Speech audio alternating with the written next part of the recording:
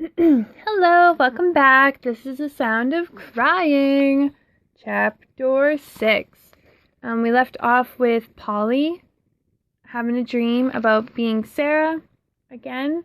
This time Sarah, we learned that her uncle's just being really mean to her. She wrote a letter home to her teacher who would take good care of her after her mother passed away. And she wanted to mail it out, and the uncle ended up reading it, which was an invasion of her privacy.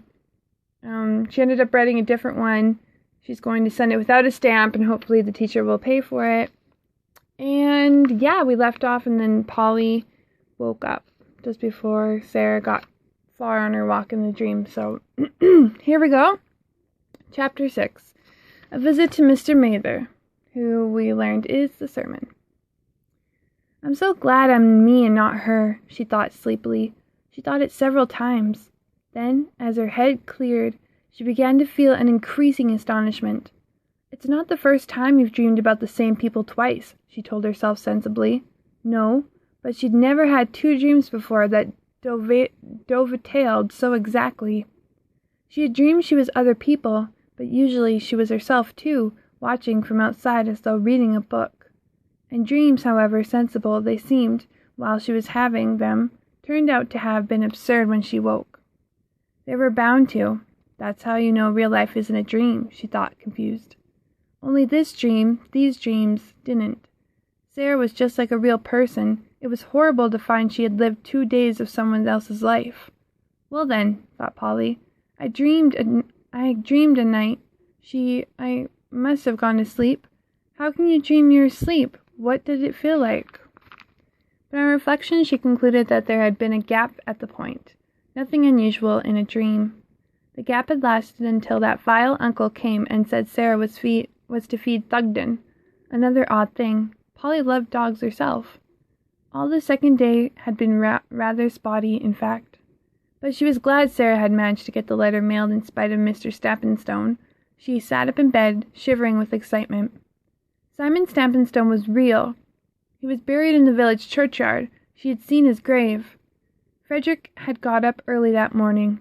The new microscope catalogue he was expecting had arrived, and he was engrossed in it at the kitchen table when Polly came in. "Hello, Fluff," she said, in the tones of one who means to be heard. He didn't want to talk. He half looked up and said, "Hello, juice in the pitcher." Polly brushed that aside. "It's a lovely day. Let's go for a little walk around the garden." He didn't really think the continuing dry weather called for each enthusiasm, and couldn't she see that he was busy? What now? "Go on, Frederick. It'll give you an appetite," said Uncle Clement, coming in with an empty coffee cup. The catalogue was too floppy to slam shut, or Frederick would have done so. He scraped his chair back and stood up slowly. "Where do you want to go?" "Just out." It was quite pleasant in the garden, but he wouldn't admit it so to Polly. "Don't be cross, Fluff," she cajoled. "I wanted to tell you something I haven't told anyone else." Nor would he admit that his interest was aroused. Instead, he said ironically, "Have I got to promise not to tell either?" "No, but I would rather you didn't, Fluff. I keep having dreams about people who used to live in this house." "What people?" He was disappointed. This was Polly in her silly mood. "That Sarah girl and her uncle." "Oh, you mean pretend people? What's funny about that?" "No, you don't understand. They weren't pretend. I dreamed them. That's why I didn't go with the story, because that's all I dreamed then, but now I've dreamed some more." "Well, good," said Frederick, and added, making an effort, "I expect the little ones will be pleased. I won't tell them you don't make it up." "But Fluff, the dreams are so sensible, and the people, at any rate Sarah's uncle, are real. He's Simon Stappenstone." "And she's Sarah Stappenstone, I suppose," said Frederick flippantly. "No, Gray. Her mother was his sister." She stopped and looked suspicious. "Fluff, you're not taking me seriously." "Have you said anything serious yet?" "I tell you, he's Simon Stappenstone. You must have seen his grave, the one with the big white thingamajig." "The one you were looking at on Sunday?" He was suddenly alert. "Truthfully? Is that really the name on it? It doesn't say he lived here, though, does it?" "No, but I bet he did. The dreams get things right. The house is right, but different furniture. The village is right, but less houses. What a clever dreamer you are. But it isn't me. I don't know these things. How could I? You must admit it's just your kind of dream, happening from the musky part. That name could be a coincidence. A name like that? Well, said Frederick dubiously, unless you can prove he did once live here. I will. You wait and see. They had come close to the lake, and she stopped it and looked at it. We could have fun with a boat here. We haven't got one, and if we had one, it wouldn't be safe. You could easily drown. I can swim. Can the others? We don't have to take them in the boat. There isn't a boat, he reiterated. Could anyone drown in the pool? She wondered idly. Of course they couldn't, you idiot. Not even a very small person? She was arguing for the sake of it, but come and see for yourself, then perhaps you'll believe me, he said, adding swiftly. Unless you're scared, that is. She did believe him, but she recognized that she was being dared. All right. She would be unlikely to panic in Frederick's company. She didn't really see why the wood would frighten her at all. She liked it so. The sound of birds and the piney smell, the cushioned grass and the brilliant green moss. All the same, when they reached the pool, she wished she hadn't come. It was somehow too serene and beautiful here. She felt herself wanting to whisper again. There, you see, said Frederick. But I'll prove it to you quite definitely. No cheating. He found a piece of stick and approached the water.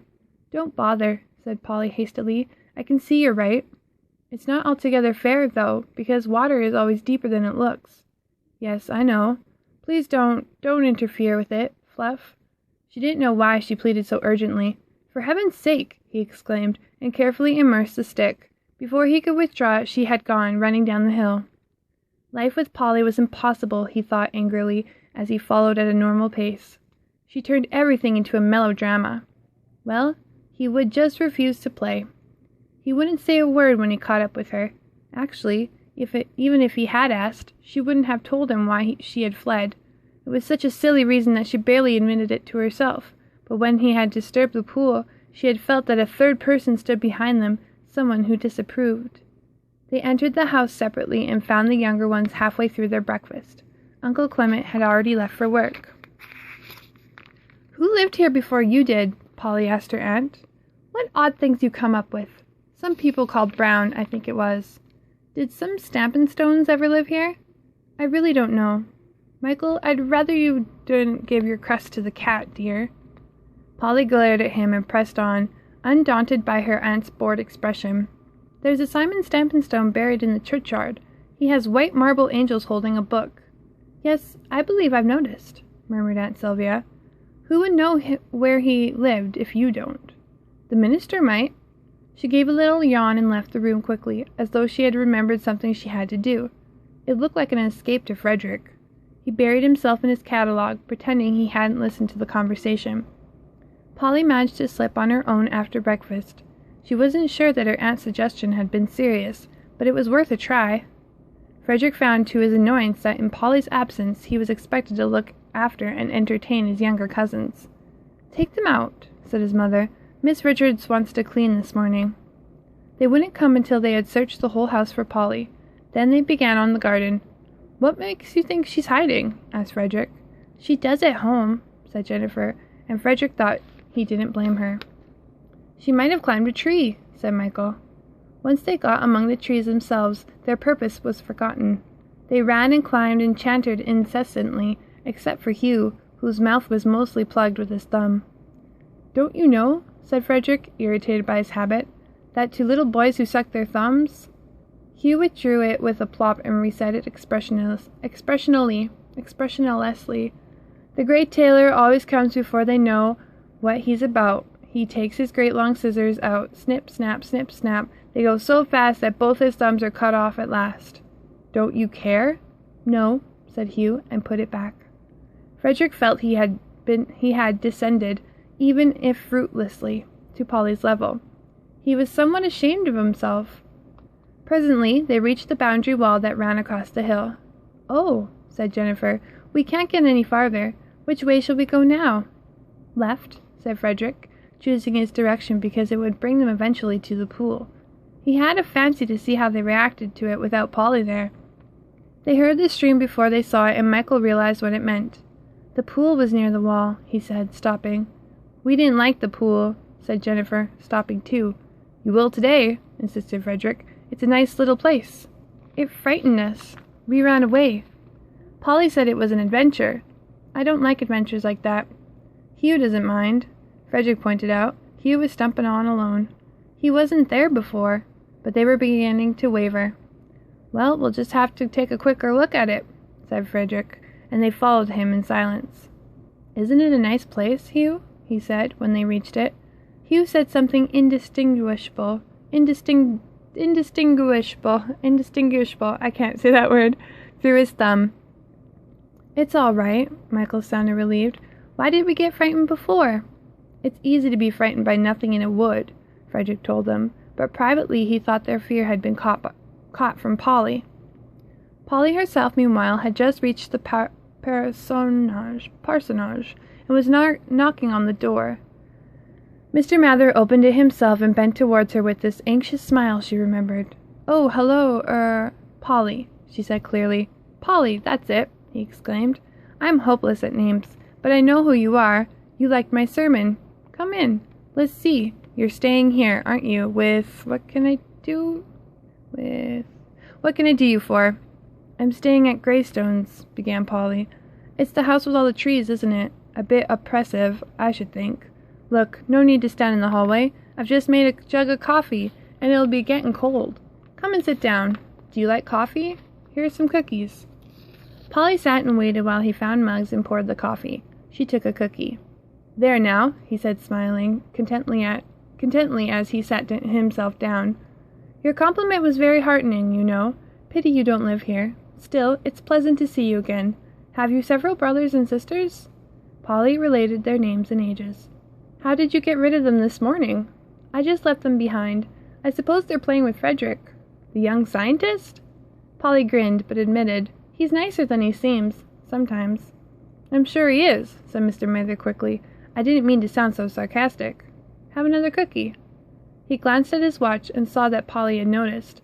Don't worry, I'm just making sure that we've got plenty of time to drink the coffee. I want to get the things washed up before Miss Biggs, my housekeeper, gets back. She doesn't approve of mid-morning snacking. Why not? Extra work. But if you do it all yourself, she doesn't like me in the kitchen either. Do you have to do what she says? That's a good question.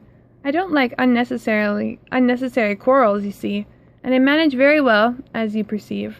She always stays a long while at the shop, exchanging news, I suppose, and anyway, her regime won't last very much longer. He broke off, gave her a rather sheepish smile, and said, Look, I shouldn't have told you that. It slipped out. All right, I won't repeat it. He seemed to want to continue, now that he had begun. I'm getting married, you see. Uncle Clement will approve of that. Will he?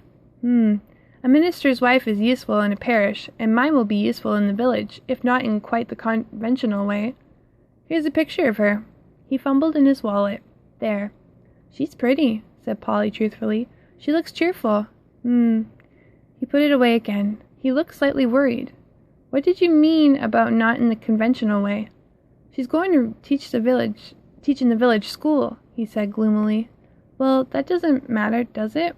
No, of course it doesn't. He sat up straighter. She's a good teacher, and she didn't want to give up her job. I didn't want her to either. We've been waiting for her to get a job in the neighborhood, and this particular job will be open in September. Couldn't be better in one sense. I shall have to announce it soon. He looked gloomy again. But what is the matter, then? Well, it's an unusual thing for a minister's wife to do. People may think it's unsuitable. They're just silly, then, said Polly roundly. It sounds like a lovely arrangement to me. He grinned. Let's hope they think so, too. Finished your coffee? I don't want to hurry you, but... He was looking at his watch again. Come on, I'll drive for you, said Polly, getting up. He seemed surprised, but pleased. Well, thank you. That's the most kind. The kitchen's this way. About what I came for, began Polly, picking up a dish towel. Good Lord! He dropped a mug and swooped after it, grabbing it just short of the floor. How rude of me! I've talked about myself all the while and quite forgot you had a reason for calling. Do go on. I am sorry. It's just I want to know where someone who's buried in the churchyard lived. It's to settle a kind of bet. Really? Who? Simon Stampinstone. He has the big white marble stone with angels. Yes, I can look that up for you in the parish records. I'll do it now. We've finished here. Come out of the kitchen in case Miss Biggs returns." She followed him to the door of his study, and presently he said, "He left instructions for it and money before he died. Rather a smug inscription to choose. Yes, he lived at Greystones. That's where you're staying, isn't it? I hope that means you've won the bet." "Yes," said Polly. "It does. Thank you very much." Alrighty. So that was chapter 6. Polly got her information. It turns out that these dreams she is having are very relevant now that she has found out that Simon Stephenstone actually did live in the house that she is staying at. So these dreams are a way, I think, of Sarah trying to come to peace with what happened to her. We're going to find out eventually what happened in full detail, but right now that we know Simon Stephenstone did live in the Grey House, this is why she's having these dreams, this is why they're so vivid, and these feelings and these sounds of crying and all this that goes with it is starting to come to life for Polly, and it's starting to make sense, and this is exciting. So join me tomorrow for A Sound of Crying, chapter 7. It's called Sarah's Punishment. Oh my goodness. Hopefully Sarah doesn't get too punished. Thank you for joining and have a great day.